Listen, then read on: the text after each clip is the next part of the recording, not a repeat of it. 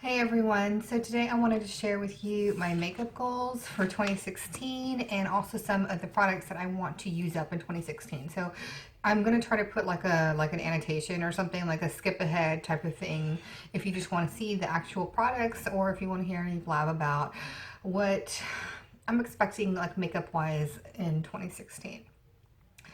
And the first thing is I'm not going to feel bad for throwing things in the trash. And I was pretty good about that actually in 2015. Just I'm just not going to feel bad about decluttering. You know, if the product is something I don't like, I'm never going to reach for. I'm not going to what's the word I'm looking for? Like suffer through it.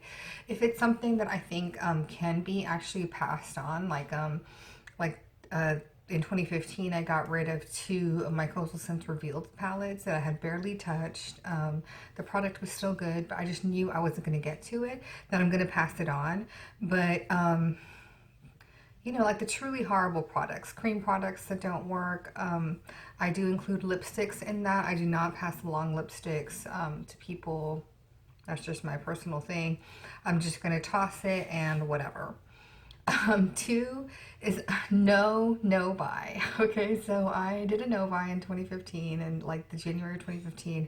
I had really high hopes for the year. I really didn't need makeup then, just like I don't need it now. But the thing is that I want it. And whenever I tell myself that I can't have it, I instantly want it. And my goals have always been just kind of dramatic. Like for example, like I'll go on a diet and I'll be like, I'm only gonna eat celery and cucumbers or something like just insane. And then like an hour later, I'm like wolfing down like a medium-sized pizza or something. So I cannot do a no buy. That's just me. So no buy, and also no beauty budget. So for me in particular, like let's say I'd said, okay, I'm only going to spend 50, dollars a month on beauty. Well, if you guys have seen my CVS haul, you know that I know how to score things for free. I'll find a workaround around it. Like for example, I'll like shop at Kohl's and then use my Kohl's cash to buy my beauty stuff and say that it's not part of the beauty budget or something like that. Also getting free items, swaps. I wouldn't count those. So as far as me saying, okay, I'm going to do this beauty budget, there's still a good chance that other products are going to come into my life outside of that beauty budget. So it's not going to really help me. So what is going to help me is doing, well, actually, I also want to say no low buys either, just because it kind of goes back to the no buy thing. I think that if I constrain myself to, okay, I'm only going to get 2 or 3 items a month or something, that I'll end up going crazy, or I'll feel really horrible if I do go over.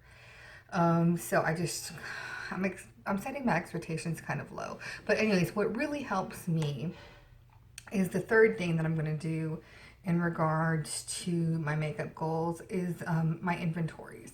So just by keeping track of all the products that I have, that helps me decide like what I'm going to put in my project pans, and honestly it keeps me in check. So I just recently did do my inventory this week, and I was like seriously like planning to go to Ulta. I've never actually been inside a physical Ulta.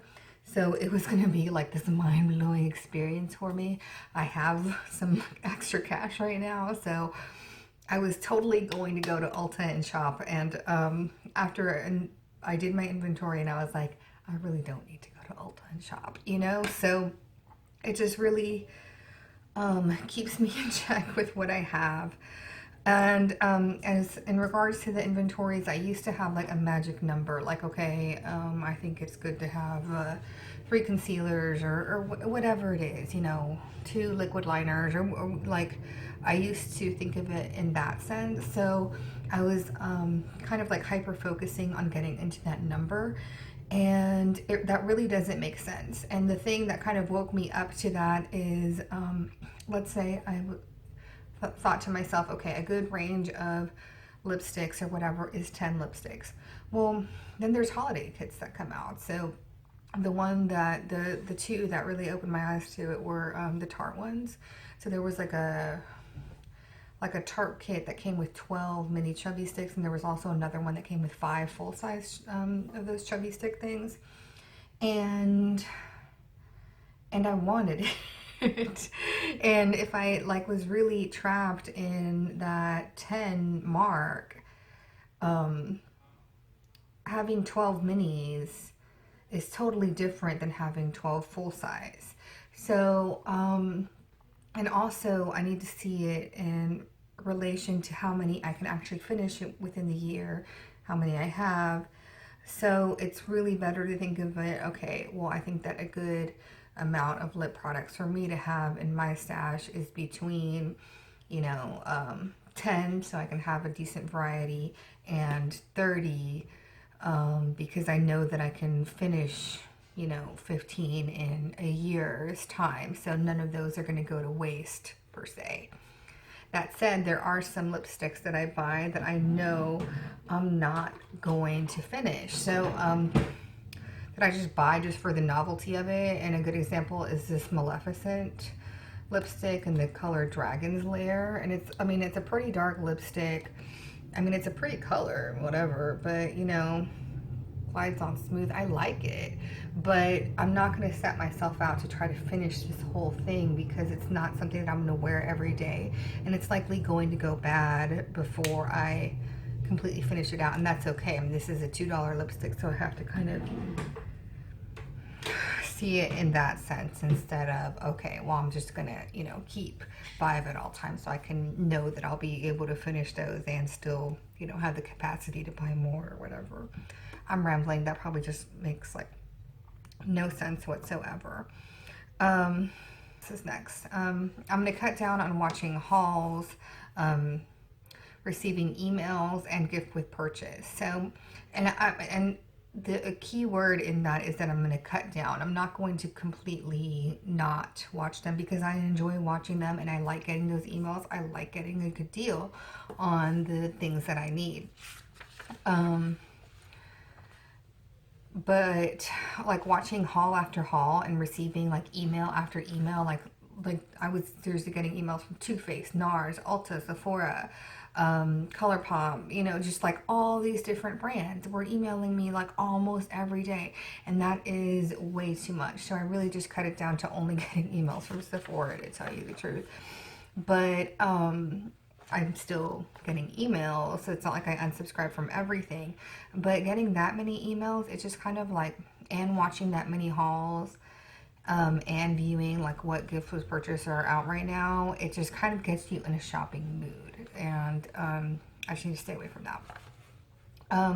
Watching like hot or not videos, or like dupe videos or comparison videos, those also get me in that mood, but they've also saved me a lot of money too. Like, you know, if like if they give a not so favorable review, it's something that I was thinking about getting, but now I see that and I'm like, you know, I think I'm gonna go ahead and pass on that.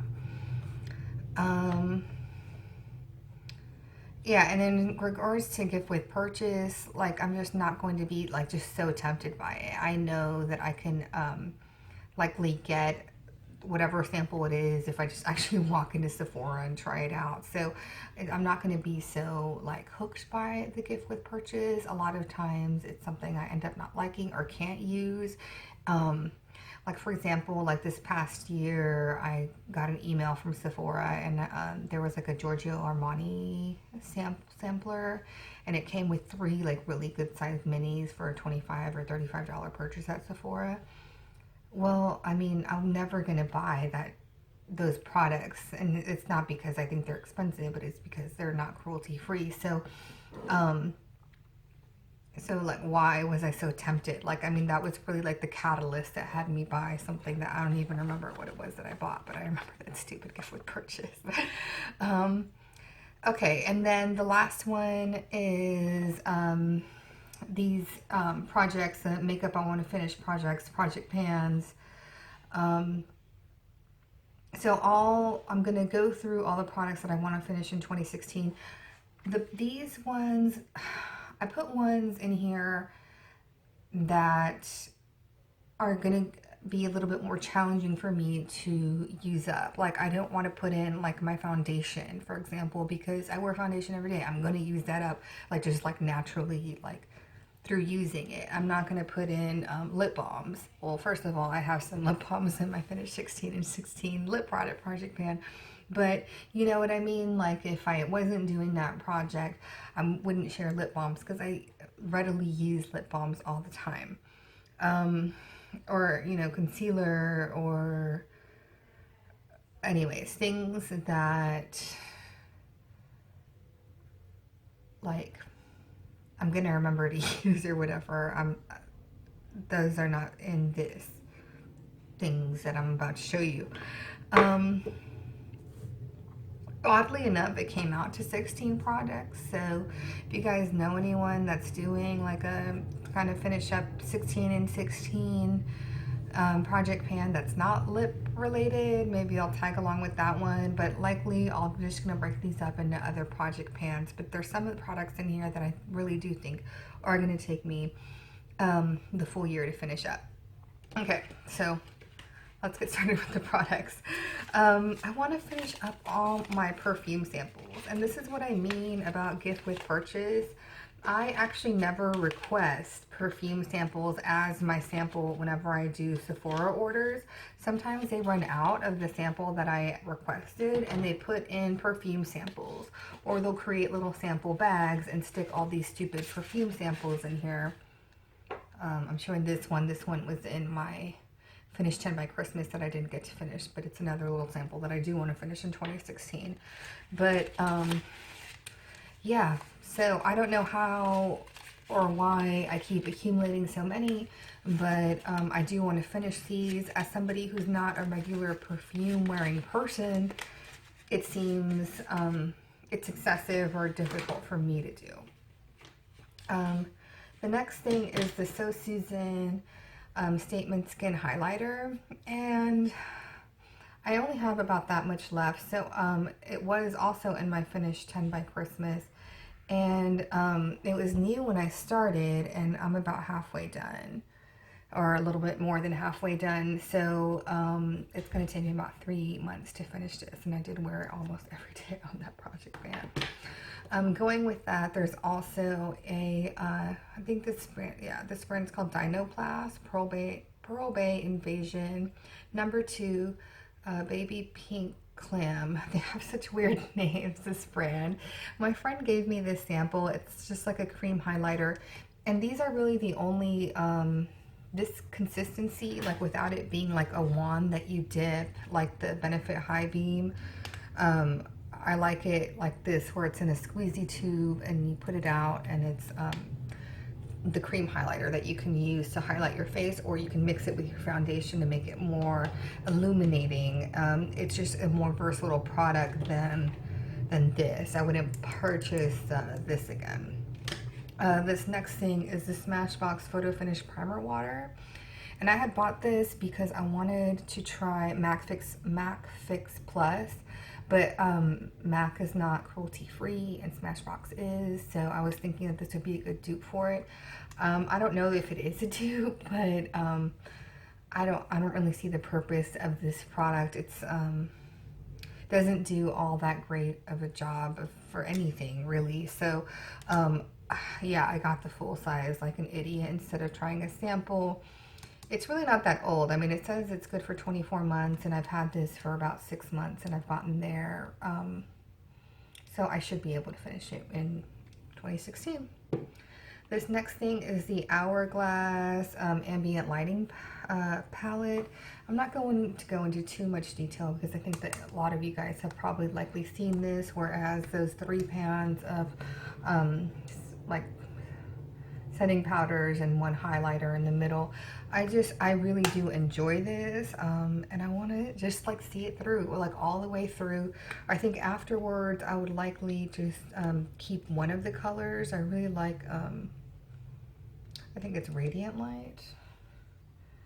I would probably just buy a full size of that because I like to like dust it all over. And this, I feel like I have to almost like section it off on like different parts of the face. And it's just like too high maintenance to have this like full palette or whatever.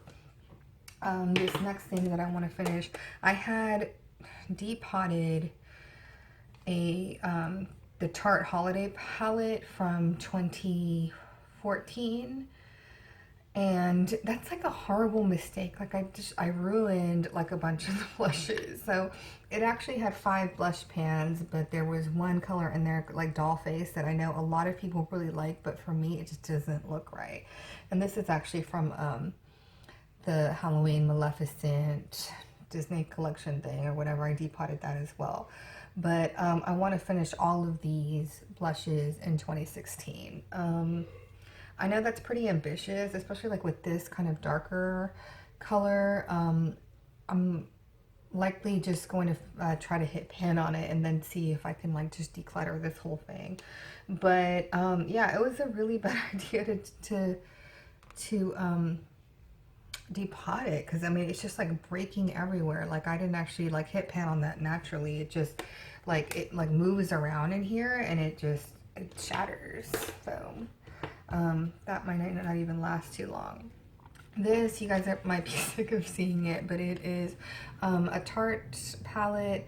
I'm only trying to finish up this shade right here and this shade, and as soon as I am done with those two, I am going to go ahead and declutter this. But I really like those shades. Those are shades that I would probably buy singles of, and it's just like if I was to toss this and then go buy singles, I mean that just doesn't make any sense. And I don't want to depot because like first of all, I don't have an empty palette to put it in, and secondly, I don't want it to break again like those Tarte ones. This next thing is the Urban Decay Ammo palette. So there's only 3 shadows in here. So it's Sin, Last Call, and Smog. I'm really only going to try to finish out Sin. These two, if there's still product in here, I'm just going to probably get rid of it just because I don't like this packaging. I just want this packaging out of my life. This was not one of my favorite palettes at all. And Last Call, I do use it. It's actually really pretty to put it underneath. Actually, I might do that right now. Kind of liner shade, especially on the weekends. Can you guys see that? Did that do anything? I know that my lights like totally wash me out. But really, it's only a color like that I can do this with on the weekends or whenever I'm going out, as opposed to, you know, my typical work look. And I do have a toddler at home, so it's not like I really like go out all that often. So for me to say, okay, I'm gonna finish this, it's just really, it's very ambitious of me to say that I'm gonna try to finish it out completely. But I think that I'll be able to on that, and then I would have gotten my money's worth out of that palette. This next thing is another eyeshadow palette. It's the Coastal Scents Revealed.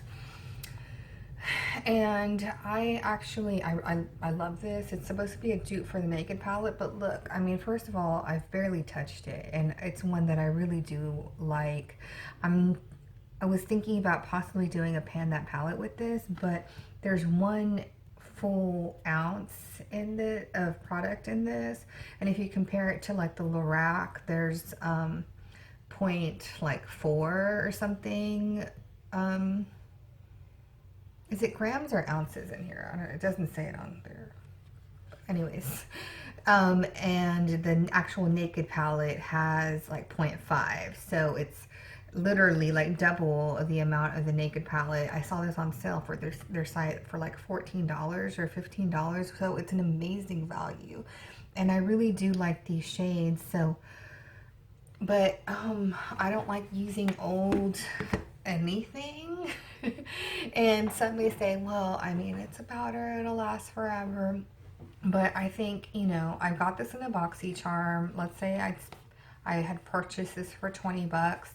If I use this for 1 full year, I mean, definitely got my money's worth out of it.